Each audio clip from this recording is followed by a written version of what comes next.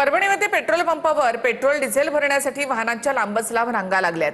गंगाखेड रोडवरील पंपावर टाक्यांमध्ये डिझेल भरतानाचा एक व्हिडिओ देखील व्हायरल झालाय, पाहूयात। जळगावच्या धरण गावात पेट्रोल पंप चालकांकडून पेट्रोल घेण्यासाठी आलेल्या शेतकऱ्यांसाठी जेवणाची पंगत ठेवण्यात आली। डिझेल घेण्यासाठी मुक्कामी थांबलेल्या शेतकऱ्यांसाठी पंप चालकानं माणुसकी दाखवली आहे। शेतकऱ्यांना कढी आणि खिचडीची यावेळी मेजवानी देण्यात आली।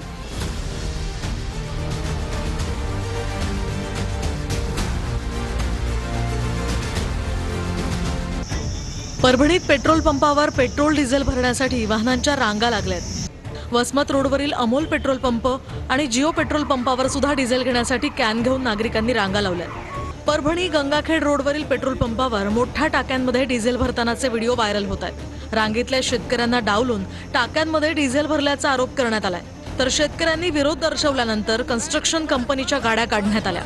वाशिम शहरात डिझेल आणि पेट्रोलचा आजही तुटवडा कायम आहे। रिसोड रोडवरील टिल्लुमल पेट्रोल पंपावर पहाटे 4 वाजल्यापासून डिझेलसाठी शेतकऱ्यांनी रांगा लावल्यात। डिझेल मिळत नसल्यानं शेतकरी त्रस्त झालेत। तर लातूर शहरातल्या उषा किरण पंपावर सुद्धा पेट्रोल संपल्यामुळे वितरण बंद करण्यात आलंय।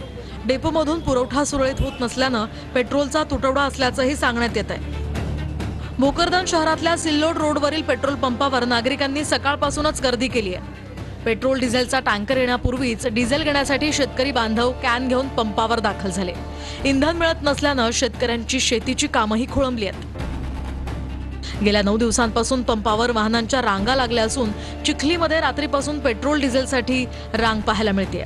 तर सकाळी सुद्धा वाहनाची 1 ते 1.5 किलोमीटर पर्यंतची रांग या ठिकाणी लागली होती। यामध्ये ट्रॅक्टरची संख्या जास्त आहे।